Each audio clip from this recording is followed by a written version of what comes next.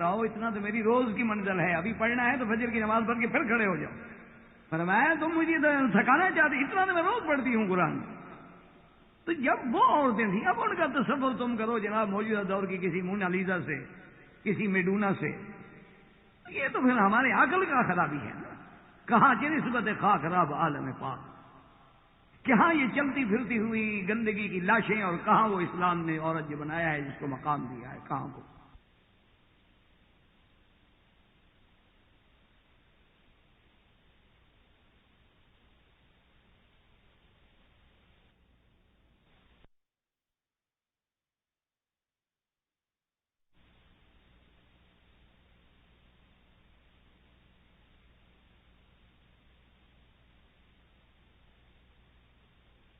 جو شروع کیا تو پہلے 15 سپارے پہ پہلی رکعت، اور پیچھے دادی کھڑی ہے، عورتیں کھڑی ہیں ساری ہاتھ باندھ۔ میں نے کہا پھر تو نہیں کہے گی نا کہ قرآن سناؤ، اور دوسری رکعت والناس سے کی، پورا قرآن پڑھ دیا۔ جب سلام پھیر کے ختم ہوا تو میں نے کہا انشاءاللہ آئندہ کبھی نہیں کہیں گی کہ مجھے قرآن سناؤ۔ کہنے لگے بیٹا اتنا نہ اتراؤ، اتنا تو میری روز کی منزل ہے، ابھی پڑھنا ہے تو فجر کی نماز پڑھ کے پھر کھڑے ہو جاؤ۔ فرمایا تم مجھے تھکانا چاہتے، اتنا تو میں روز پڑھتی ہوں قرآن۔ تو جب وہ عورتیں تھیں، اب ان کا تصور تم کرو جناب موجودہ دور کی کسی مونالیزا سے، کسی میڈونا سے، یہ تو پھر ہمارے عقل کا خرابی ہے نا۔ کہاں کی نسبت خاک خراب عالم پاک، کہاں یہ چلتی پھرتی ہوئی گندگی کی لاشیں، اور کہاں وہ اسلام نے عورت جو بنایا ہے جس کو مقام دیا ہے، کہاں وہ۔ تو وہ اہل اللہ میں سے جو عورت تھی، پتہ ہے وہ کیا کرتی؟ عشاء کے بعد، جب چونکہ ہمارے ہند پاک میں آپ کو پتہ ہے کہ کھانا مغرب سے پہلے کھا لیا جاتا ہے رات کا، اور پھر لوگ مغرب بھی پڑھتے ہیں اور عشاء بھی پڑھتے ہیں، تو وہ جناب یہ ہے کہ عشاء کے بعد روزانہ بی بی صاحبہ غسل فرماتی، غسل فرمانے کے بعد خوشبو لگاتی، کنگھی کرتی، اچھے لباس پہنتی، جو ان کے پاس سنگار تھا یعنی سرما تھا، مساق تھا، جو بھی اس زمانے کی چیز تھی، تیار ہو کے خامند کے آنے سے پہلے ان کے کمرے میں انتظار میں بیٹھی ہوتی، بالکل بن سمر کے، اور خامند آتے اور آگے بیٹھ جاتے، 2-4 منٹ باتیں کرتے، تو پھر ان سے پوچھتی کہ آپ کو اگر میری حاجت ہے تو میں حاضر ہوں، اگر اجازت ہو تو پھر میں جا کے اللہ اللہ کروں۔ تو اگر خامند کو ضرورت ہوتی کہتے ٹھیک ہے لیٹ جاؤ، بیٹھ جاؤ، ٹھیک ہے مت جاؤ عبادت کے لیے، نفلی عبادت ہے۔ تو اگر وہ اجازت دے دیتے پھر جا کے نفلیں شروع کر دیتی ہیں اور صبح تک نماز پڑھتی رہتی۔ یہ تو اس کا حق ہے۔ تو اس لیے سیدہ عائشہ جیسی بی بی رضی اللہ تعالی عنہ فرماتی ہیں کہ میں نے ہار، اس زمانے میں ایک ہار عاریتن لے لیا کہ کم از کم حضور کے سامنے کچھ تو میں گلے میں ڈال۔ اتفاق کی بات ہے، بی بی صاحبہ فرماتی ہیں کہ میں قضاء حاجت کے لیے باہر نکلی تو وہ ہار جو تھا ٹوٹ گیا، دھاگے واگے کا تو ہار تھا، ٹوٹ گیا، گر گیا، میں نے خیال ہی نہیں کیا۔ جب خیمے میں واپس آئی دیکھا تو ہار نہیں، تو میں پھر واپس گئی، پھر واپس آئی، جس راستے سے دیکھا نہیں ملا، تو میں نے حضور کو عرض کیا یا رسول اللہ فقط تو القلادہ، میں نے وہ ہار گم کر دیا ہے، گر گیا ہے، اور وہ میرے پاس آ رہا ہے مانگا ہوا۔ حضور نے حکم دیا بھی ٹھیک ہے ذرا آرام کر لیتے ہیں اور کچھ ایسا کرو بھی تلاش کرو، تلاش کیا گیا، اتفاق کی بات ہے کہ وہ ہار نہیں۔ اب خدا کی شان دیکھیں، اب ذرا اس پہ غور کریں، یہ نہیں کہ بس ایک واقعہ ہے اور سن لیا اور چلے گئے۔ اگر آدمی غور کرے گا، فکر کرے گا، تدبر کرے گا، تو اس کے دماغ میں بات بیٹھے گی کہ اسلام نے عورت کے بارے میں کیا کیا تصورات قائم کیے ہیں، اللہ کی نظر میں عورت کا کیا مقام ہے، رسول اللہ کی نظر میں عورت کا کیا مقام ہے، اولیاء اللہ کی نظر میں عورت کا کیا مقام ہے۔ لیکن شرط ہے میرا بھائی عورت ہو، اگر عورت عورت ہی نہ رہے، اگر عورت اپنے عورت پن کو ختم کر دے پھر تو اس کا کوئی مقام نہیں۔ دیکھیں نا، اصولی سی بات ہے کہ اپنا یہ ایک ٹیپ ریکارڈر ہے، اس کا ایک مقام ہے، آپ ایک درس کو ٹیپ کریں، اچھی بات ہے۔ اب اگر کوئی آدمی اس کو پکڑ کے ایسے پھینک دے کہ یہ سڑک پہ جا پڑے، یہ کوئی بات تو نہ ہوگی۔ اس کا اپنا ایک مقام ہے، طریقے استعمال ہے۔ تو اب جب حضور کو خبر ہوئی، تلاش شروع ہوئی، اتفاق ہے کہ ہار نہ ملا، اور خدا کی شان دیکھیں کہ ایسی جگہ پر قافلے نے قیام کیا تھا کہ جہاں کوئی کنواں نہیں، کوئی پانی نہیں، کوئی چشمہ نہیں، تو کافی سارے صحابہ جو تھے وہ غصے میں آئے اور حضرت سیدنا ابو بکر کی خدمت میں گئے اور کہا کہ یا ابا بکر، یا ابا بکر، دیکھو بی بی عائشہ کو اللہ نے عزت دی، عظمت دی، حضور کی بیوی بنایا، امہات المومنین بنایا ہے، لیکن ناز کی بھی ایک حد ہوتی ہے کہ سارے قافلے کو روک دیا، ایک ہار کے لیے گر گیا تو گر گیا، اور فقط نہ الماء، ایک روایت میں ہے کہ لیسو علی ماء، کہ وہ کسی پانی کے چشمے پر بھی تھے، ولیس معہم ماء، ان کے ساتھ بھی پانی نہیں تھا۔ انہوں نے کہا ہماری نماز کا وقت آ رہا ہے، قافلہ رکا ہوا ہے، ورنہ قافلہ اگر وقت پہ چل پڑتا تو ہم کسی نہ کسی یعنی منزل پہ پہنچ جاتے، کسی چشمے پہ پہنچ جاتے، اب ہماری نماز چلی جائے گی۔ تو ایک تو صحابہ کا عشق صلاۃ کہ نماز کا اتنا فکر ہے کہ اب اس میں ان کے سامنے نہ بی بی عائشہ کی عظمت ہے، نہ یہ ڈر ہے کہ کہیں حضور ناراض ہو جائے گا، نہیں، نماز تو اللہ کی ہے۔ اور سیدنا ابو بکر صدیق کا جذبہ دیکھیں گے، جب ان کو نماز کے بارے میں صحابہ نے کہا تو فرماتے ہیں، بی بی عائشہ فرماتی ہیں کہ دخل ابی، میرا ابا جان آئے اور اس خیمے میں آئے جہاں میں بیٹھی تھی، اور سرکار دو عالم لیٹے ہوئے تھے، آرام فرما رہے تھے۔ اور ایک روایت مبارک میں یہ بھی آتا ہے کہ حضور صلی اللہ علیہ وسلم نے میرے گھٹنے پہ یا میرے فخذ پہ اپنا سر مبارک رکھا ہوا تھا، اور میں ادب سے بیٹھی تھی کہ حضور کے آرام میں خلل نہ ہو، حضور لیٹے ہوئے۔ حضرت ابو بکر صدیق آئے اور غصے سے کہا، حابستنا، تم نے ہمیں روک دیا، ان القوم لیسوا علی ماء ولیس معہم ماء، کہ قوم ایسے مقام پہ ہے کہ نہ ان کے پاس پانی ہے اور نہ ان چشمے پہ ہے، تو نماز جانے کا خوف ہے، تم نے اللہ کے پیغمبر کو ایک ہار کے لیے روک دیا۔ اور بی بی عائشہ فرماتی ہیں کہ میرے ابا نے مجھے زور سے مارا کہ مجھے کہتی ہیں بہت ہی والد صاحب نے اتنی قوت سے مجھے گھونسا مارا میری پشت میں کہ مجھے سخت تکلیف ہوئی، لیکن میں نے ضبط کیا کہ میں ہلوں نہیں، حضور کے آرام میں فرق نہ آ جائے۔ اب اسی میں اب آپ دیکھیں کہ جناب حضور صلی اللہ علیہ وسلم کی بھی آنکھ مبارک کھل گئی، فنظر علیہ جبریل علیہ السلام آ گئے اور اللہ نے فوراً قرآن نازل کر دیا، فَإِن لَّمْ تَجِدُوا مَاءً فَتَيَمَّمُوا صَعِيدًا طَيِّبًا۔ اللہ نے قرآن نازل کر دیا کہ میرے محبوب اپنے صحابہ کو بتا دو، اپنی امت کو قیامت تک بتا دو، ہم عائشہ کی تکلیف برداشت نہیں کر سکتے، چاہے باپ بھی مارے تو ہم برداشت نہیں کرتے، حالانکہ والد ہے، بیٹی ہے۔ اتنا بڑا مقام ہے اللہ کا، اللہ کے ہاں عورت کا، کہ اللہ نے قرآن نازل کر کے حضور کی امت کو قیامت تک کے لیے چھڑا دیا ایک عورت کی وجہ سے، کہ فَإِن لَّمْ تَجِدُوا مَاءً فَتَيَمَّمُوا صَعِيدًا طَيِّبًا وَامْسَحُوا بِوُجُوهِكُمْ وَأَيْدِيكُمْ۔ اللہ نے قرآن نازل کر دیا کہ میرا مدنی، اگر تمہارے پاس پانی نہ ہو، تیری امت کے پاس پانی نہ ہو، تو یہ ساری مٹی جو ہے میں نے تیرے لیے پاک بنا دی ہے، اس مٹی پہ تیمم کر کے نماز پڑھ لو، بس ہم قبول فرما لیں گے۔ اب 2 منٹ پہلے جو صحابہ غصہ کریں سب آگے ابو بکر کو مبارک دے رہے ہیں، کہتے ہیں ابو بکر مبارک ہو تیرے گھرانے کی وجہ سے اللہ نے حضور کی امت کو چھڑا دیا۔ دیکھو نا جی، آج سفر میں ہے پانی نہ ہو، انسان سفر میں ہے پانی نہیں ہے، کیا کرے؟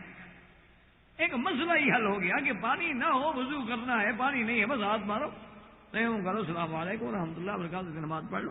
حتیٰ کہ اگر انسان ہے، مرد ہے یا عورت ہے، اس کو غسل جنابت کی ضرورت ہے، پانی نہیں ہے، کیا کرے؟ وہ بھی تیمم کرے۔ یہ حضور کی امت کو جو رعایت ملی ہے پانی کے بغیر صرف مٹی پہ تیمم کر کے نماز قبول کر دیں گے، کس کی وجہ سے ملی؟ یہ سبب کون ہے؟ ایک عورت ہے، سیدہ عائشہ رضی اللہ تعالی عنہ۔ اب دوسری حدیث میں نظر ڈالیں کہ حضور نے فرمایا کہ من سن سنتن حسنتن، کہ جو آدمی کوئی اچھی بات کی بنیاد رکھ جائے تو قیامت تک جب اس اچھے عمل پہ عمل ہوگا تو اس کا ثواب بھی اس پہلے بندے کو ملتا رہے گا۔ اگر کسی نے برے کام کی بنیاد رکھی ہے تو قیامت تک جو لوگ اسی پہ گناہ کریں گے ان کا گناہ بھی اس پہ رکھا جائے گا۔ جیسے اول من سن القتل قابیل، کہ سب سے پہلے قتل کی بنیاد کیسے رکھی ہے؟ قابیل نے، کہ اپنے بھائی کو قتل کر دیا۔ سب سے پہلا قتل، سب سے پہلا فتنہ، سب سے پہلا زمین پہ گناہ جو ہوا ہے کہ ایک بھائی نے بھائی کو قتل کیا۔ اسی لیے ابوالکلام رحمت اللہ علیہ لکھتے ہیں کہ انسان عجیب حیوان ہے۔ وہ کہتے ہیں کہ انسان، چونکہ حیوان تو انسان بھی حیوانیت تو اس میں بھی ہے نا، حیوان تو ہے، فرق اتنا ہے کہ حیوان ناطق ہے، بولنے والا ہے، کوئی حیوان ساحل ہوتا ہے، کوئی حیوان ناحق ہوتا ہے۔ تو ابوالکلام لکھتے ہیں رحمت اللہ علیہ کہ یہ انسان ایک عجیب حیوان ہے کہ سانپ کبھی سانپ کو نہیں کھاتا، شیر کبھی شیر کو نہیں قتل کرتا، بھیڑیا کبھی بھیڑیے کو نہیں مارتا، کتا کبھی کتے کو نہیں قتل کرتا۔ یہ ایسا حیوان ہے کہ جب انسانیت سے گر جائے تو اپنے انسانوں کو مارتا ہے، یعنی یہ ایسا حیوانیت کی سطح پہ گر جاتا ہے، اسفل السافلین میں چلا جاتا ہے کہ انسان ہو کر انسانوں کا دشمن، ورنہ کوئی چیز اپنے ہم جنس کی دشمن نہیں ہوتی۔ یہ ایک انسان ہے جو بندوں کو مار دیتا ہے، بندوں کو بیچ دیتا ہے، بیٹے باپ کو مار دیتے ہیں، شوہر بیوی کو مار دیتا ہے، بیوی شوہر کو مار دیتی ہے، یہ معاشرہ۔ اب آپ اسی سے اندازہ فرمائیں کہ اللہ کے ہاں کتنا بڑا مقام ہے کہ حضور کی امت جو ہے قیامت تک کتنی بڑی مشکل سے بچ گئی۔ دیکھو نا، پانی نہ ہوتا یا تو نماز جاتی یا نماز قضا ہوتی، لیکن ایک مسئلہ ہی اللہ نے حل کر دیا کہ نہیں ہے پڑھنے کوئی بات ہی، فتیمموا صعیدا طیبا۔ اسی طرح اب جو آیات مبارکہ ہم نے تلاوت کی ہے، یعنی آپ حیران ہوں گے اللہ کے قرآن کو خدا کے لیے کبھی غور کر کے پڑھا۔ اس قرآن مقدس میں سورت تحریم میں جس بی بی کا واقعہ آ رہا ہے اس کا نام تو ہے بی بی زینب بنت جحش، اور ایک بی بی زینب ہے جو حضور کی پھوپھی کی بیٹی ہے، وہ ان کا نام بھی بی بی زینب ہے، اور ان کا بھی ذکر اللہ کے قرآن میں، یعنی آپ اندازہ کریں کہ ان کا ذکر بھی اللہ کے قرآن میں ہے کہ حضور صلی اللہ علیہ وسلم چاہتے تھے، آپ نے حضرت زید کو اپنا متبنہ بنایا تھا، بیٹا بنایا تھا، تو حضور صلی اللہ علیہ وسلم چاہتے تھے کہ بھی زید کا رشتہ ہو جائے، شادی ہو جائے، تو حضور صلی اللہ علیہ وسلم نے بی بی زینب کے بھائی سے پیغام دے دیا کہ بھئی تم اپنی بہن کا یعنی بی بی زینب کا نکاح اور رشتہ جو ہے زید سے کر دو۔ حضرت سوچ میں پڑ گئے، حالانکہ حضرت زید غلام نہیں تھے، لیکن مشہور تو ہو گئے تھے نا کہ غلام ہیں، ورنہ حضرت زید رضی اللہ تعالیٰ نے غلام نہیں تھے، ان کو بیچاروں کو سفر میں پکڑ لیا، بعد کافروں نے غلام بنا لیا، حضور صلی اللہ علیہ وسلم نے ان کو آزاد کر کے اپنا بیٹا بنا لیا، ورنہ وہ حقیقت میں بھی غلام نہیں تھے، لیکن مشہور یہی تھا کہ حضرت زید غلام ہیں غلام ہیں غلام ہیں، تو غلام اور احرار میں تو ایک مقام کا فرق تھا۔ تو اب جناب ان کے بھائی سوچ میں پڑ گئے کہ بھئی ہمارا تو قریش خاندان ہے اور اتنا بڑا عظیم خاندان ہے، اور ہم اپنی بہن کا رشتہ ایک ایسے آدمی سے کر دیں جو غلام ہے۔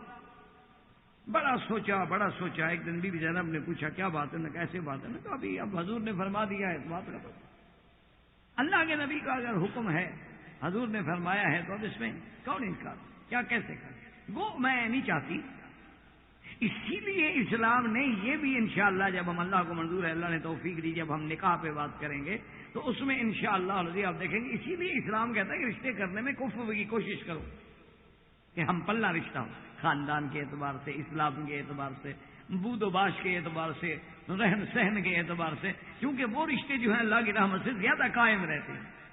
اگر آپ چھوٹے آدمیوں کے بڑے گھر میں چلے گئے تو پھر بہت مشکل نپٹی ہے۔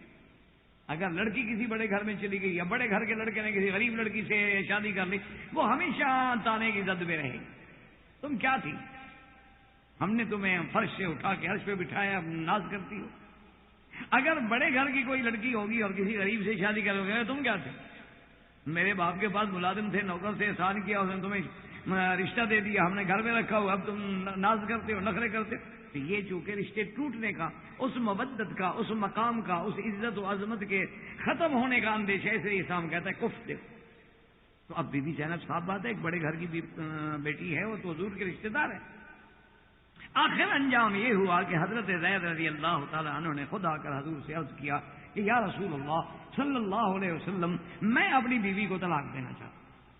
حضور نے فرمایا اللہ کے بندے کیا کر رہے ہیں، پہلے تیرے رشتے کی وجہ سے مجھ پر برادری ناراض ہے کہ بھئی انہوں نے اپنے عزیز ترین، اپنے قریبی رشتہ جو ہے اس کی لڑکی جو تھی غلام کو دے دی، اب تم ایک میرے لیے اور مشکل پیدا کرنا چاہتے ہو کہ طلاق بھی دے رہے ہو۔ حضرت زید نے عرض کیا، اس نے کہا یا رسول اللہ ہمارا گزر مشکل ہے، وہ ہر وقت کہتی ہے کہ میں قرشیہ ہوں اور میں بڑی عورت ہوں اور بڑے خاندان سے ہوں، تم کیا ہو، یہ تو نبی کا حکم تھا، آپ نے مان لیا۔ یا رسول اللہ کوئی کب تک برداشت؟ حضور نے بڑا روکا، منع فرمایا، لیکن اللہ کو یہی منظور تھا کہ حضرت زید نے طلاق۔ اب ذرا اس میں غور کریں، اس پہلو پہ غور کریں۔ اس میں ایک تو یہ سارا واقعہ مبارک جو ہے اس کا پس منظر بھی ایک عورت کا احترام، کیونکہ زمانہ جاہلیت میں یہ عادت تھی کہ اگر انسان کسی کو کہہ دیتا کہ بھئی یہ میرا بیٹا ہے، میں نے اس کو بیٹا بنایا ہے، تو اس بیٹا جو منہ بولا بیٹا ہے اس کی بیوی سے بھی نکاح حرام سمجھا جاتا تھا کہ یہ تو میرے بیٹے کی بیوی ہے، یہ تو میری بہو ہے۔ حالانکہ حقیقی بیٹے میں اور منہ بولے بیٹے میں آسمان زمین کا فرق ہے۔ حقیقی بیٹا وارث ہے، وہ وارث نہیں۔ حقیقی بیٹے کا تعلق نسب سے ہے، اس کا تعلق صرف زبان سے ہے، کوئی نسب سے نہیں۔ تو اب اس کا انجام یہ ہو جاتا تھا، اللہ پاک رحمت کرے، کہ اگر وہ منہ بولا بیٹا جو ہے مثلا مر جائے، اس کی نوجوان بیوی جو ہے بیوہ ہو جائے، اب وہ شادی نہیں کر سکے، تو جی میرا بیٹا تھا۔ ایک دوسری طرح اس واقعے پہ غور کرو کہ حضور صلی اللہ علیہ وسلم کے منشے پہ اس عورت نے، بی بی زینب نے قبول تو کر لیا رشتہ زید کا، لیکن فطری طور پہ نبھ نہ سکا۔ دیکھو نا، یہ بہت سارے لوگ ہوتے ہیں کہ وہ اسلام کو سامنے رکھ کر، قرآن کو سامنے رکھ کر، اللہ رسول کو سامنے رکھ کر نبھا دیتے ہیں زندگی، لیکن طبیعت کا جو اللہ نے دلوں کا مسئلہ بنایا ہے وہ تو اللہ کے ہاتھ میں ہے۔ جیسے حضور پاک فرماتے تھے کہ اللہم انی املک انی اعدل فیما املک، یا اللہ میں اپنی بیویوں میں عدل انصاف کرتا ہوں، لیکن اس کام میں جس کا میں مالک ہوں، لیکن دل کا مالک تو میں نہیں ہوں۔ اگر کسی بیوی کے ساتھ دلی تعلق زیادہ ہے، محبت زیادہ ہے، تو اس میں تو کوئی معاوضہ نہیں، یہ تو اللہ کے ہاتھ میں، دلوں کا میدان اللہ کے ہاتھ۔ تو اب اس بی بی صاحبہ نے چونکہ قبول تو کر لیا، لیکن فطری طور پہ، ذہنی طور پہ، دماغی طور پہ قبول نہ کر سکی، اور انجام یہ ہے کہ طلاق ہو گئی۔ ایک تو اللہ نے اس رسم جاہلیت کو مٹانا تھا، اور ایک اللہ تبارک و تعالی نے اس عورت کی جو دل شکنی ہوئی، جو اس کو بار بار ذہنی طور پہ ٹارچر ہوا تھا کہ نہیں چاہتی لیکن گزارا کر رہی ہے، نہیں چاہتی لیکن شوہر کے ساتھ گزارا کر رہی ہے، کہ اللہ کے رسول کا حکم ہے۔ تو اب اللہ تبارک و تعالیٰ کی شان دیکھیں کہ اس عورت کی اس تکلیف کا ازالہ کتنا بڑا کیا گیا کہ اللہ تبارک و تعالیٰ نے حضور کو حکم دیا کہ تم نکاح، یعنی اندازہ کریں اللہ کا پیغمبر جو ہے اس عورت سے نکاح کرے۔ ایک تو رسم جاہلیت ختم ہو، اور جو اس کو دوسرا ذہنی طور پہ ٹارچر ہوا ہے کہ میں بڑے خاندان کی تھی اور میرا شوہر میرے برابر کا نہیں تھا، تو اب اللہ اس کو وہ شوہر دینا چاہتے ہیں جس کے برابر کوئی بھی نہیں ہو سکتا، وہ شوہر محمد مصطفیٰ ہے۔ لیکن پھر عورتوں کا بھی اسلامی مقام دیکھیں کہ حضور صلی اللہ علیہ وسلم نے پیغام بھیجا بی بی زینب نکاح کا۔ اب خود اندازہ کر سکتے ہیں، آپ کے پیغام دینے والا محمد رسول اللہ ہو، ایمان سے کہیں کوئی مسلمان عورت انکار کر سکتی ہے؟ کوئی مسلمان عورت دنیا میں انکار کر سکتی ہے؟ لیکن بی بی زینب کو جب پیغام پہنچا ہے تو بی بی زینب نے کہا کہ استغفر ربی، اس نے کہا پیغام دینے والے سے، اچھا بعض روایات میں ہے کہ خود حضرت زید ہی پیغام دینے آئے۔ اس میں کیا دکھایا گیا کہ بھئی اگر عورت اور مرد کا تعلق نہ رہے تو اس کا معنی یہ نہیں کہ دشمنی ہے، کہ آئندہ اس کی آنکھیں ادھر ہیں اور اس کی آنکھیں ادھر ہیں، اور جناب وہ کہتی ہے جی میں تو اس کی شکل نہیں دیکھ سکتی، وہ کہتا ہے جی خبردار میری بیوی رہ چکی ہے میرے سامنے آتی ہے۔ کیا ہے؟ تعلق تھا، نکاح تھا، ختم ہو گیا۔ پہلے بھی تو اجنبی تھی نا، نکاح سے بیوی بنی، اب اگر نکاح نہیں رہا تو پھر اجنبی ہو گئی، پھر یہ آنکھیں دکھانا اور پھوں پھاں کرنے کی کیا ضرورت ہے؟ اتنا بڑی مردانگی ہے تو کسی کافر پر جا کے زور دکھا دو، صرف بیوی پر دکھانے کے لیے مردانگی ہوتی ہے۔ جیسے آج کل ہمارے نوجوانوں کا دماغ خراب ہو گیا ہے، یہی بہادری ہے کہ اللہ کے اس بلد الامین میں جا کے شرارتیں کرو اور فتنے پھیلاؤ۔ انا للہ و انا الیہ راجعون، یہ اسلام ہے۔ کیا کر رہے ہو؟ جس بلد کو تمہارا خدا کہتا ہے کہ آمین البلد الامین، تو کیا تم یہودیوں کو، کافروں کو کیا پیغام دینا چاہتے ہو؟ اب ہم اس کے امن کو خود فتنہ بنا رہے ہیں۔ کہاں گیا وہ تقدس؟ تو یہ جنون نہیں ہونا چاہیے، ہمیشہ یاد رکھیں۔ تو اب جناب جب حضور نے پیغام بھیجا، یہ ہے عدل، یہ ہے انصاف، کہ بی بی کہتی ہے استخیر ربی، کہ سرکار دو جہاں سے جا کے کہہ دیں کہ میں پہلے اپنے رب سے پوچھ لوں، استخارہ کروں گی، اگر میرے اللہ کو منظور ہے اور استخارے میں خیر آ گئی تو میں ایک رشتہ کر لوں۔ اسی لیے یہ حکم ہے کہ اگر لڑکی کا رشتہ ہے، لڑکے کا رشتہ ہے، استخارہ کرو، 2 رکعت نماز نفل پڑھو اور دعا پڑھ لو استخارے کی۔ ایک رات میں کوئی سمجھ نہیں آئے، دوسری رات، تیسری رات، چوتھی رات، 5ویں رات، 6ٹھی رات، 7ویں رات، 7 راتوں تک کر کے اللہ پہ چھوڑ دو۔ اگر تمہارے حق میں وہ کام بہتر ہے تو خود بخود رستے بن جائیں گے، اور اگر وہ کام بہتر نہیں ہے تو خود بخود ٹل جائے۔ یہ ضروری نہیں ہے کہ تم خواب دیکھو، فلاں دیکھو۔ اور ایک اور بھی رواج ہمارے یہاں ہو گیا ہے نا جی، خاص طور پہ عورتوں نے استخارہ کرنا ہو تو کہتی ہیں جی چلو پیر صاحب سے استخارہ کرائیں گے۔ وہ پیر صاحب کو تو اپنا پتہ نہیں تمہارا کیا استخارہ کرے گا۔ وہ ابھی چند دنوں کی بات ہے، ایک بہت بڑے عہدے کا آدمی ہے، میں نام نہیں لیتا، تو اس نے کہا کہ جی فلاں صوفی صاحب جو ہے نا، فلاں بزرگ جو ہیں، انہوں نے مجھے تو 3 مہینے جناب 3 مہینے مجھے پہلے کہہ دیا تھا کہ فلاں تاریخ کو جو ہے تم فلاں عہدے پہ پہنچو۔ وہ صوفی صاحب اتنے پہنچے ہوئے ہیں کہ مجھے انہوں نے 3 مہینے پہلے خبر دے دی۔ کمال ہے کہتا ہے میرے مرشد کا کہ ان کو اتنا علم تھا کہ 3 مہینے پہلے مجھے بتا دیا. میں نے کہا یار اس مرشد سے پوچھنا کہ اس مرشد کا جس علاقے میں گھر ہے وہاں ان کے خاندان کی ایک لڑکی گم ہو گئی. اس لڑکی کی گمشدگی کو اغوا کا رنگ دیا گیا اور ہمارے ضلع کے کچھ لوگوں کو بطور مجرم پولیس نے پکڑ لیا. انہوں نے مجھے وہاں سے فون کیا کہ جی ہم بے گناہ پکڑے ہوئے ہیں, آپ مہربانی کر کے اس علاقے میں کسی آدمی سے ہماری سفارش کریں. آپ ہمیں جانتے ہیں, اللہ معاف کرے کہ نہ ہم اغوا والے, نہ ڈاکے والے, نہ چوری والے, نہ بدماش, نہ کبھی زندگی میں ہم نے قانون شکنی کی ہے. تو بہرحال میں نے کہا وہ کیا واقعہ؟ انہوں نے کہا جی فلاں خاندان کی لڑکی ہے, وہ اللہ عالم اغوا ہو گئی, کیا ہو گیا, لیکن ہمارا تو کوئی گناہ نہیں. ہم تو اپنے مال مویشی, اونٹ, گائے, بیل لے کے اس علاقے میں بیچنے کے لیے آتے ہیں. خدا کی قدرت یہ ہے کہ اسی بستی, جس بستی سے وہ لڑکی گئی ہے, اسی کے باہر ہم ٹھہرے ہوئے تھے. انہوں نے ہمارے نوجوانوں کو پکڑ لیا کہ تمہاری ساتھ. تو میں نے پولیس والوں کو پتا کیا, میں نے کہا کون ہے وہاں پولیس افسر؟ انہوں نے کہا وہ ہے. میں نے کہا اچھا خیر کوئی ہو, اس کا مجھے ٹیلی فون نمبر دے دو. کیوں, آخر مسلمان لوگ ہیں, مکے مدینے کا لحاظ تو کرتے ہی. میں نے فون کیا, اتفاق سے میرے جاننے والا بھی تھا. تو اس نے کہا حضرت میں آپ کو جانتا ہوں اور میں فلاں کا بیٹا ہوں, میرا تو باپ بھی آپ کا بڑا تعلق والا آدمی تھا, تو آپ حکم دیں. میں نے کہا یہ بات ہے. اس نے کہا حضرت گزارش یہ ہے کہ یہ جن لوگوں کی لڑکی ہے وہ بڑے زور والے لوگ, بڑا قبیلہ ہے, خاندان والے ہیں, اور ان کے پیچھے فلاں پیر اور صوفی صاحب جو ہیں وہ سفارشی ہیں. ان کا پتہ ہے آپ کو کہ اس سے تو ہمارے سارے بڑے ڈرتے ہیں. وہ کہتے ہیں جو صوفی صاحب کہہ دیتے ہیں بات ختم. صوفی صاحب تو پہنچے ہوئے آدمی. تو میں نے کہا یار ان صوفی صاحب کی خدمت میں فون کر کے ان کو بھی کہہ دیتا ہوں یار مہربانی کرو, ان بے گناہوں کو تو نہ رگڑو. تو میں نے اس کو بھی فون کیا. تو کہنے لگا نہیں مکی صاحب آپ کو پتہ نہیں ہے, یہ آپ کے بندے جو ہیں مجرم. میں نے کہا یار خدا کا خوف کرو, ان لوگوں کو ہم بچپن سے جانتے ہیں, ان کے باپ دادے کو جانتے ہیں, اور یہ تو بیچارے کاروباری لوگ ہیں, اپنے مال مویشی بیچتے ہیں. جو کاروباری آدمی ہو وہ کیا غیر قانونی حرکتیں کرے گا؟ کاروباری آدمی کبھی جرائم نہیں کرتے. تو بہرحال اس نے کہا جی نہیں یہ آپ کے بندے جو ہیں. میں نے کہا ٹھیک ہے. ان کا جی آپ کی مرضی ہے, میرا فرض تھا, میں نے آپ کو بتا دیا کہ آدمی بے گناہ ہے. اچھا, پولیس والے نے اتنی مہربانی کی کہ وہ جو ظلم و تشدد ان پہ ہو رہا تھا وہ اس نے بند کر دیا کہ بھی آپ کی سفارش آئی ہے تو میں آپ کو مہلت دیتا ہوں, تم کہو جی ہم تلاش کرتے ہیں. ایسے بہانے سے کچھ وقت گزرے. اچھا 4 دن کے بعد وہ لڑکی مل گئی, اللہ کی شان ہے. وہ بیچاری کچھ ذہنی مریض تھی, گھر سے نکلی اور خود بخود کسی بس پہ بیٹھ کے نکل گئی, اور جہاں گئی ان بیچاروں کو بتاتی نہیں کہ میں کہاں کی ہوں. ان بیچاروں نے عزت کے ساتھ گھر میں رکھا اور کئی دنوں کے بعد پہنچایا. تو میں نے کہا یار تمہارے صوفی صاحب کو تمہارے 3 مہینے پہلے عہدے کا پتہ تو لگ گیا, قبیلے کی عورت کا پتہ تو نہیں لگا کوئی لڑکی نکل گئی ہے یا کہاں ہے. یہ اچھے پیر ہیں, اس وقت بیٹھ کے دیکھ لیتے کہ جی لڑکی کی طرف. یہ کہانیاں ہوتی ہیں, جھوٹ ہوتے ہیں, بنائے جاتے ہیں. اصل چیز وہ ہے جو اللہ رسول کا حکم ہے کہ استخارہ.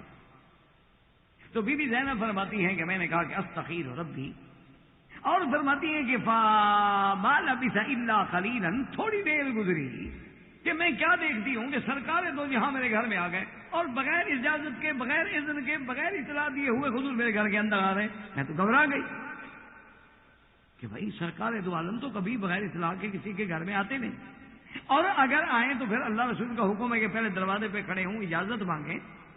حضور میرے گھر میں آ رہے ہیں. تو خیر بی بی صاحبہ کہتی ہے میں ڈر بھی گئی اور گھبرا بھی گئی کہ خدا خیر کرے, کیا بات ہے. تو حضور آئے اور فرمایا ان اللہ زینب ان اللہ زوجنی, اللہ نے میرا آپ کے ساتھ نکاح جو ہے وہ عرش سے کر دیا ہے.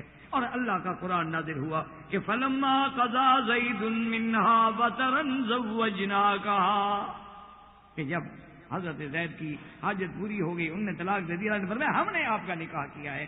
اسی لیے بی بی زینب ہمیشہ حضور کی بیویوں میں بیٹھ کے فخر کرتی تھی. وہ کہتی تھی تمہارے باپ دادے نے نکاح کیا, تمہارے چاچے نے نکاح کیا, تمہارے بھائی نے نکاح کیا, لیکن میں تو وہ خوش نصیب عورت ہوں نا کہ جس کا نکاح خود خدا نے کیا.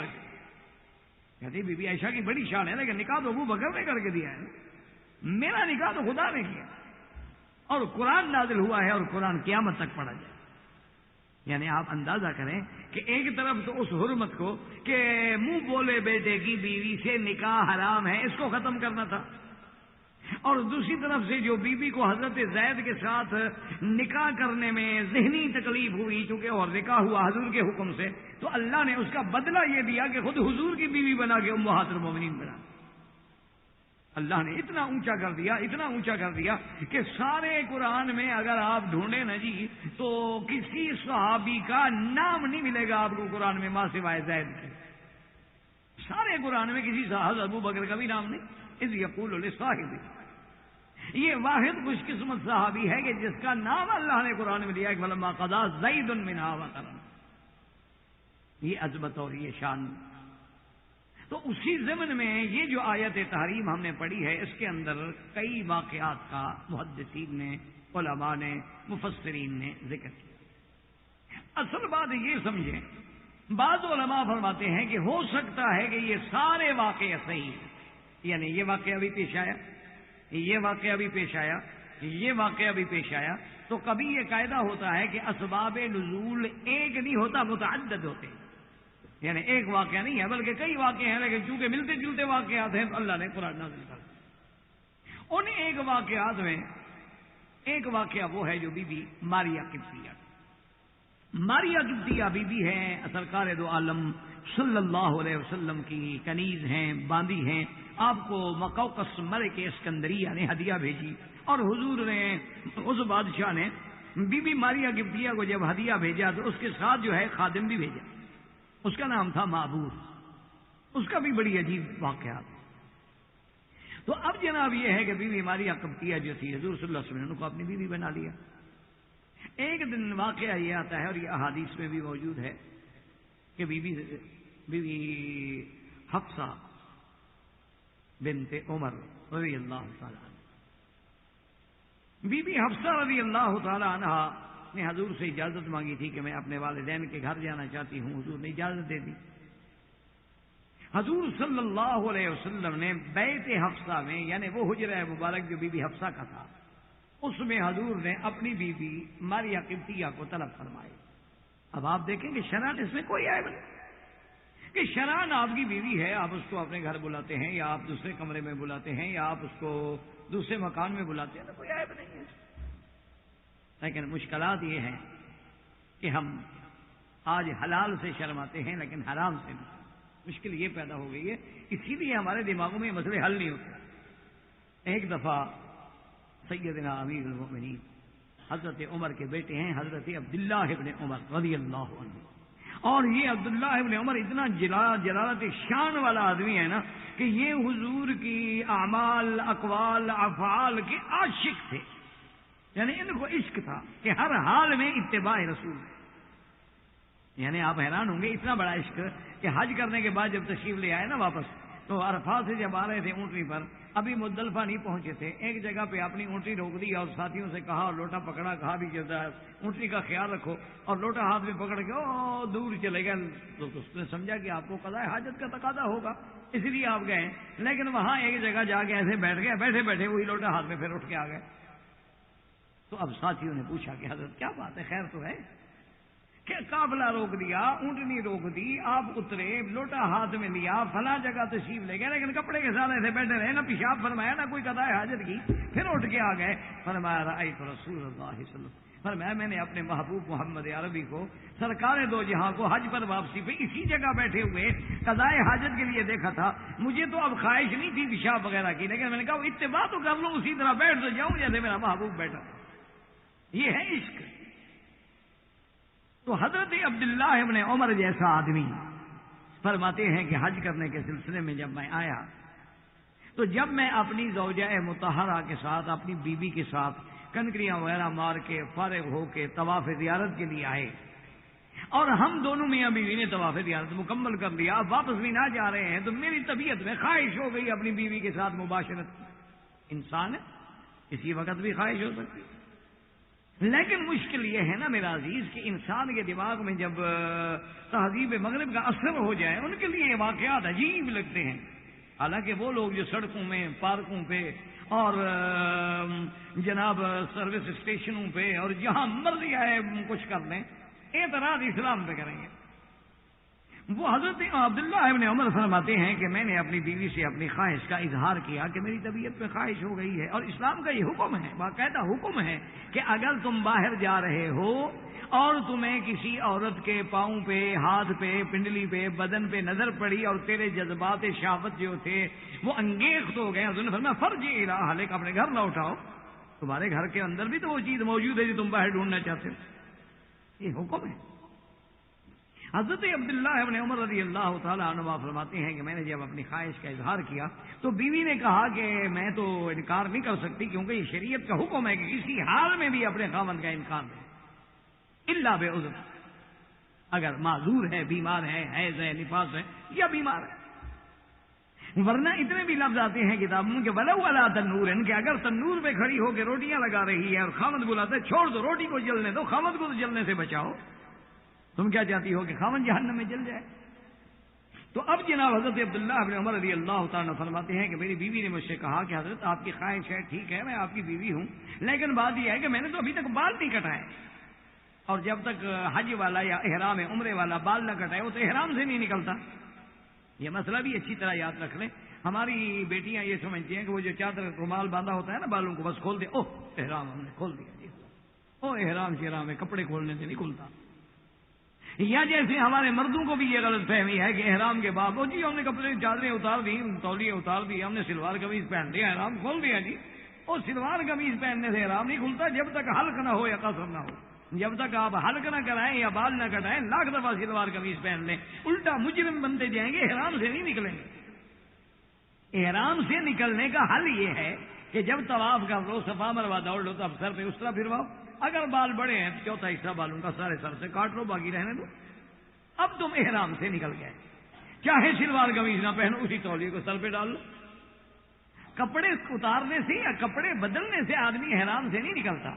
جیسے بہت ساری میری بیٹیاں جو ہیں وہ حالت حج میں، حالت احرام میں وہ جو رومال باندھتی ہیں نا بالوں کو، اسی کے اوپر پانی کا مسح کر لیتی ہے نماز کا، وہ نماز ہی نہیں ہوتی، جب وضو نہیں ہوا نماز کیسے ہوگی؟ حتیٰ کہ حکم ہے شریعت کا کہ اگر کسی عورت نے یا مرد نے وگ لگائی ہے، مثلا وگ لگائی ہوئی ہے، تو اس وگ کے اوپر وہ اگر مسح کر لے تو مسح نہیں ہوگا، اس کو اتار کے مسح کرنا ہوگا۔ تو یہ کپڑا باندھے ہوئے جو اور کپڑا بھی خود اپنے منشی سے باندھا ہوا ہے، اسلام نے نہیں کہا کپڑا باندھو۔ 5 نمازیں اب حج میں اگر جائے 8 کو واپس آئے 13 کو، کتنی نمازیں ختم ہو گئی؟ اچھا حج کر دیں گے کہ فرض نمازیں ختم ہے، مسا اوپر کریے، کھل گیا، میرا احرام کھل گیا، برباد ہو گئی، میں تو احرام ہی کھل گیا، کپڑا کھل گیا، احرام گیا اڑ گیا، بس حج ختم۔ یہ مان اللہ کپڑے میں بندھا ہوا تھا نا آج، یہ جہالت۔ تو حضرت عبداللہ ابن عمر فرماتے ہیں کہ بیوی نے جب یہ کہا کہ میں نے تو ابھی تک بال نہیں کٹائے ہیں، تو آپ نے فرمایا کہ یہ کون سا مشکل مسئلہ ہے؟ عورت کے بال کاٹنے کا مسئلہ کون سا مشکل ہے؟ بھائی مرد کے تو ٹھیک ہے نا، چوتھا حصہ کاٹ رہے ہوں تو کینچی وینچی تو ہو نا، لیکن عورت کے تیسرے سے بال کاٹ رہے ہیں، فرمایا بھائی یہ دکھاؤ بال اپنے، بال دیکھا، فرمایا میں نے دانت سے کاٹ لی، میں نے بال دانت سے کاٹ لیا، اب تو کٹ گئے، میاں بیوی سے مل گئے، احرام سے نکل گئی۔ اور اچھا اب مشکل یہ ہوتی ہے کہ جب ہم پڑھانے بیٹھتے ہیں، ایک دفعہ میں یہی سبق پڑھا رہا تھا تو ایک میرے طالب تھے انڈونیشی، اب پتہ نہیں اللہ عالم وہ کہاں ہیں، سنا ہے میں نے کہ وہ بڑے عالم بن گئے اور بڑا اپنے ملک میں دارالعلوم بنے، اللہ عالم مدتیں ہوگی، ہمیں تو نام بھی نہیں آتا، ہمیں تو اللہ کا شکر ہے اپنے طالبوں کے نام کا بھی پتہ نہیں ہوتا، کیونکہ جب اللہ کے لیے پڑھانا ہے تو پھر نام کیا رکھنے ہیں؟ ہم کو پیر تو ہیں نہیں کہ رجسٹر رکھیں اولاد کے کام آئے گا کہ کتنے مرید ہیں، ان کے ہاتھ ریکارڈ ہوتا ہے نا باقاعدہ، وہ پیروں کے بعد رجسٹریشن ہوتی ہے باقاعدہ۔ ایک دفعہ جب ہمارے یہاں قومی ملکیت میں زمینیں لی گئیں تو ایک پیر صاحب تھے، میرے دوست تھے، تو میں نے ان سے بطور افسوس کہا، میں نے کہا جی آپ کی بڑی جاگیریں ہیں، اب یہ زمین شمین، انہوں نے کہا مکی صاحب جاگیریں لے لیں گے نا، پیری تو نہیں لے لیں گے۔ میں نے کہا کیا مطلب؟ انہوں نے کہا حضرت، اس نے نوکر سے کہا جا خلیفے سے جا کے رجسٹر لے کے آ کر، نے کہا حضرت 3 لاکھ رجسٹرڈ مرید ہے میرا، 50 روپے بھی میں سال کے ایک مرید سے لوں تو سال کے کتنے پیسے بنیں گے؟ میری گاڑیوں کاروں میں فرق نہیں آتا، ساری زمین لے جاؤ۔ میں نے کہا بھی بات ٹھیک ہے، یہ پیری واقعی بڑی کام کی چیز ہے، اس پہ نہ پابندی لگے، نہ اس پہ کوئی ٹیکس لگے، نہ ایکسائز والے کچھ بگاڑ سکیں، نہ اس کا CBR والے کچھ بگاڑ سکیں، یہ ایک ایسا ماشاءاللہ اور ایسا امر دھارا دھندا ہے کہ ہر بیماری کی شفا ہے۔ تو خیر بہرحال مجھ سے اس طالب نے کہا، کہنے لگا کہ دیکھو جی کہ حضرت عبداللہ بن عمر جیسا پاک آدمی، مقدس آدمی، کیا وہ اتنی صبر نہیں کر سکتے تھے کہ میراب پہنچ جاتے یا واپس مکے آ جاتے؟ کوئی ضروری تھا کہ راستے میں اپنی بیوی سے ملتے؟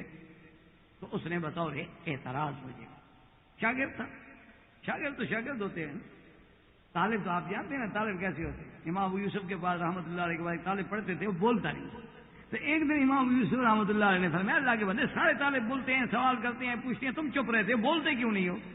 تو دوسرے دن امام صاحب مسئلہ بیان کر رہے تھے کہ بھئی ہم نے افطار روزے کا اس وقت کرنا ہے جب سورج ڈوب جائے، جب تک سورج نہ ڈوبے ہم افطار نہیں کر سکتے ہیں۔ تو کہنے لگا اچھا استاد اگر سورج نہ ڈوبے تو پھر کیا کریں؟ تو آپ نے کہا بس تمہارا نہ بولنا ہی بہتر ہے۔ ہم نے فرمایا اچھا ہوا، شکر ہے کہ تمہارا نہ بولنا۔ وہ ہمارے انڈیا میں رامپور میں ایک شادی ہوئی ایک بہو کی، ایک لڑکی یعنی بہو بن کے کسی گھر میں گئی۔ اب جناب وہ بہو بولے ہی نا، تو ساس بیچاری پریشان ہو گئی کہ کہیں میری بہو گونگی تو نہیں، کہ 2 دن گزر گئے، 4 دن گزر گئے، 5 دن گزر گئے، اللہ کی بندی بولتی ہی نہیں۔ تو ایک دن آخر ساس نے پکڑ لیا، اس نے کہا دلہن کیا بات ہے، تم ہماری اچھی بہو ہو، 6 دن گزر گئے، میں نے تو اپنی زبان ہلتی بھی نہیں دیکھی، کیا خیر تو ہے، تم گونگی وونگی تو نہیں ہو، تم بولا کرو، کچھ ہنسا کرو۔ کہنے لگی اچھا ساس ایک بات بتاؤ، اگر تیرا پتر مر جائے تو پھر میری شادی کیسے کرو گی؟ تو اس نے کہا پھر تمہارا وہ گونگا رہنا ہی بہتر۔ انہوں نے کہا اچھا ہے، شکر ہے کہ تم اسی طرح خاموش ہی ہو۔ یہ ساس سے پوچھ رہی کہ تمہارا بیٹا جو مر جائے تو میں بیوہ ہو گئی، پھر میری شادی کیسے ہوگی؟ دیکھو بولی ہے تو کیا بولی۔ اسی لیے ہمارے یہاں ایک محاورہ بھی ہے کہ مردہ نہ بولے، اگر بولے تو کفن پھاڑ کے بولے، ایک محاورہ ہے، پھر کفن پھاڑ کے ہی بولے گا نا بیچارہ۔ تو بہرحال کہنے کا مقصد یہ تھا کہ اس نے اعتراض کیا تو میں نے اس کو بتایا، میں نے کہا میرا بھائی فرق اتنا ہے کہ وہ لوگ تھے دین پہ چلنے والے، ان کو حلال سے شرم نہیں تھا، حرام سے شرم تھا۔ ہمیں آج حرام سے شرم نہیں، حلال سے شرم ہے کہ اپنی بیوی کے ساتھ ہم مدینہ منورہ جا رہے ہوں، گاڑی بھی ہے، کار بھی ہے، راستے میں ہمیں کمرہ بھی مل سکتا ہے، کبھی جرت نہیں کریں گے بیوی سے کہ بھئی میری خواہش ہو رہی ہے۔ لیکن خدا نہ خواستہ اگر راستے میں کوئی خوبصورت لڑکی کھڑی ہو تو مولوی صاحب بھی دیکھ لیں گے، آپ بھی دیکھ لیں گے انشاءاللہ، نظر انشاءاللہ وہ جیسے کسی نے کہا تھا نا اکبر الہ آبادی نے کہ ہمارا بزرگ جو ہے پیر جو ہے ماشاءاللہ خلاف شرع کبھی شیخ تھوکتا بھی نہیں، یعنی خلاف شریعت یہ بھی نہیں کہ کبھی دائیں تھوک دے، بائیں تھوکتا ہے، لیکن اندھیرے اجالے میں چکتا بھی نہیں۔ تو اصل بات یہ ہے کہ ان لوگوں کو حلال جب حلال ہے تو حلال ہے، بات ختم ہو گئی کہ اللہ نے نکاح کر دیا، پھر پوچھنے کی کیا ضرورت ہے؟ اللہ نے بیوی کو حلال کیا ہے تو اس میں پوچھنے کی کیا ضرورت ہے؟ تو اب ذرا اس قرآن کی آیات کو دیکھیں کہ قصہ تحریم میں کتنی بڑی نزاکتیں ہیں کہ بی بی ماریہ ہے، اگر انہوں نے حضور نے بی بی حفصہ کے گھر میں بلا لیا تو کیا ان کی بیوی ہے؟ کیونکہ مستشرقین پھر اس قصے کہانیوں کو بناتے ہیں کہ دیکھیں جی ان کا نبی تو جہاں بیٹھتے تھے وہ عورت کو ہی بلاتے تھے، یہ نعوذ باللہ، یعنی جن کے اپنے ہر کام میں عورت ہے، جن کی اپنی عورتوں کا یہ عالم ہے کہ سڑک پہ کھڑے ہو کے زبردستی کار میں بیٹھ جاتی ہیں، جن کی عورتوں کا یہ عالم ہے کہ باقاعدہ اشتہار چھپوا کے ہر ٹیلی فون پی سی او پہ لگا آتی ہیں کہ جب کال کرنا ہو تو مجھے اس نمبر پہ کال کرو، وہ اعتراض کرتے ہیں اسلام پہ، دکھ کی بات نہیں۔ اور خدا کے بندے کچھ تو خوف کرو، سرکار دو عالم کی بیوی ہے۔ اچھا پھر سرکار دو عالم صلی اللہ علیہ وسلم کے پاس موجودہ دور کی طرح کو محلات تو ہے نہیں کہ آپ کسی کو الگ محل میں رکھیں اور کسی کو الگ محل رکھیں، یہ حجرات تھے حضور پاک کے، یہ جہاں آپ کا مزار مبارک ہے بی بی عائشہ کا ہو، اس سے پہلے جو ہے وہ بی بی فاطمہ کا ہو، اس سے آگے جو ہے اسی طرح جہاں آج کل صف اول ہوتی ہے، آپ نے دیکھا ہوگا مدینہ شریف میں جہاں امام نماز کھڑے ہو کے پڑھاتے ہیں محراب میں، یہ سارے اسی صف میں حجرے تھے حضور صلی اللہ علیہ وسلم کی بیویوں کے، ایک حجرہ آگے تھوڑا سا صحن، دروازے پہ ٹاٹ کا کپڑا، یہ گھر ہے حضور صلی اللہ علیہ وسلم۔ تو حضور صلی اللہ علیہ وسلم نے بی بی صاحبہ کو بلا لیا، اور بی بی صاحبہ جب حضور صلی اللہ علیہ وسلم اپنی حاجت مبارک پوری فرما لی، حضور صلی اللہ علیہ وسلم جو ہی باہر تشریف لائے، دیکھا کہ بی بی حفصہ باہر دروازے کے کمرے کے باہر بیٹھی ہوئی رو رہی ہے، کیونکہ اس کو پتا ہے کہ اندر سرکار دو عالم ہے اور ایک عورت کا جوتا مبارک ہے، صاف بات ہے کہ آپ کی کوئی بیوی آپ نے بلائی ہے تو ادب کا تقاضا ہے، اندر تو نہیں جاتی، لیکن حضور نے فرمایا کیوں رو رہی ہو؟ تو کہا یا رسول اللہ میرے گھر میں آپ نے دوسری بیوی کو کیوں بلایا، اس میں تو میری توہین ہے۔ اس نے فرمایا، اس نے عرض کیا کہ یا رسول اللہ میرا گھر ہے، میرا نوبہ ہے، میرا بستر ہے، آپ کو اگر بی بی ماریہ قبطیہ سے ملنا تھا تو بی بی ماریہ قبطیہ کے گھر میں تشریف لے جائیں، میرے گھر میں حضور آپ نے بلایا، اس کا مطلب ہے کہ اس کی شان تو اونچی کر دی، میری شان کم کر دی، حالانکہ میں تو عمر کی بیٹی ہوں۔ تو حضور نے فرمایا کہ اچھا تم ناراض نہ ہو، آج کے بعد میں نے اپنے اوپر بی بی ماریہ کو حرام کر دیا۔ تو ایک واقعہ سورت تحریم کے نزول کا یہ ہے، زندگی باقی تو بات باقی، واللہ تعالی عالم وعلمہ اتم۔ اللہم صلی علی محمد وعلی آل محمد وبارک وسلم۔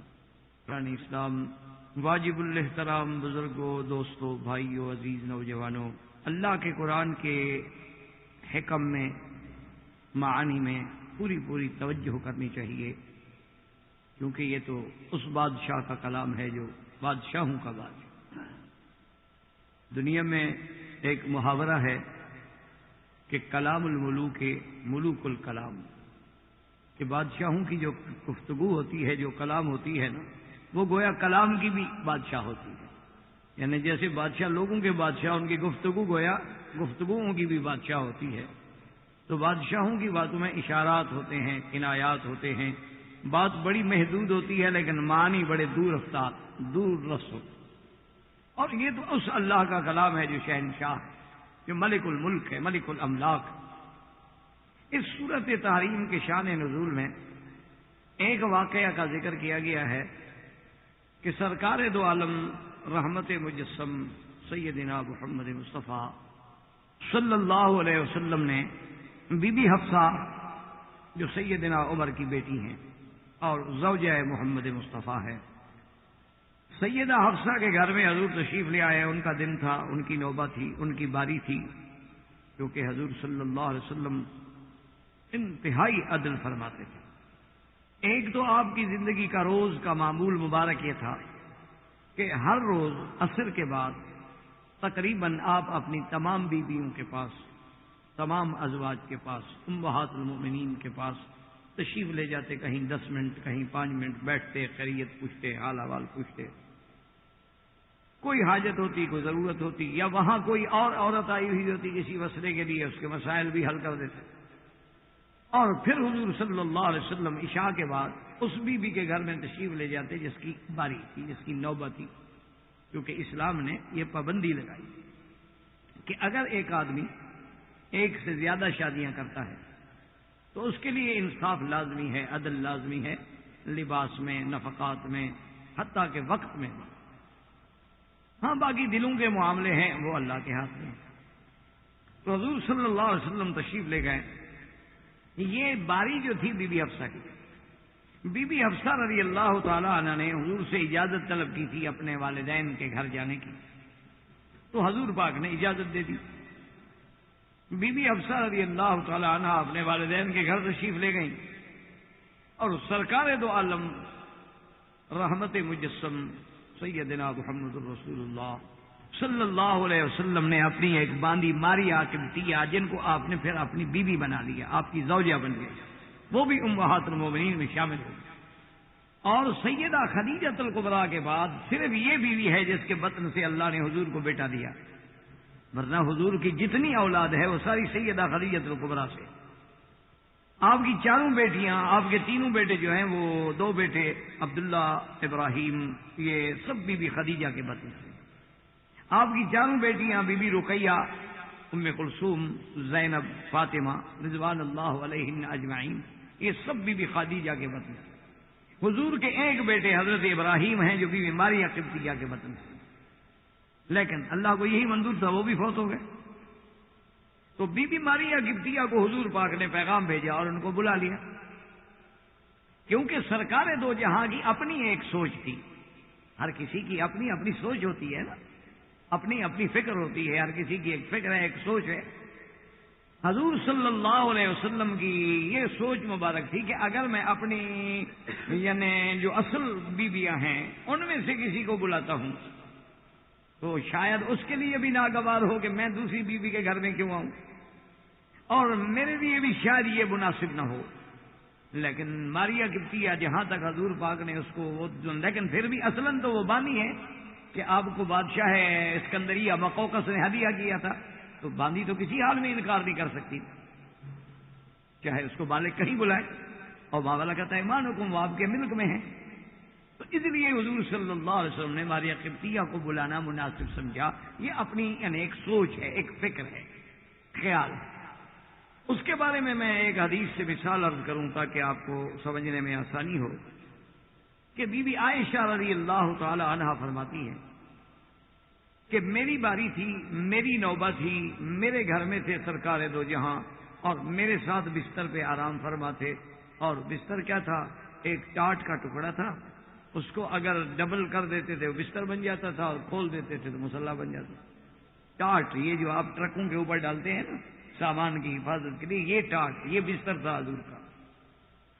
اس کو 4 دفعہ یعنی اس کو ڈبل کر کے کر دیتے تو بستر بنا کے اسی پہ سو جاتے، اور کھول دیتے تو وہی گویا قالین ہے، وہی دری ہے، وہی چٹائی ہے، وہی سب کچھ۔ یہ فراش رسول اللہ صلی اللہ علیہ وسلم۔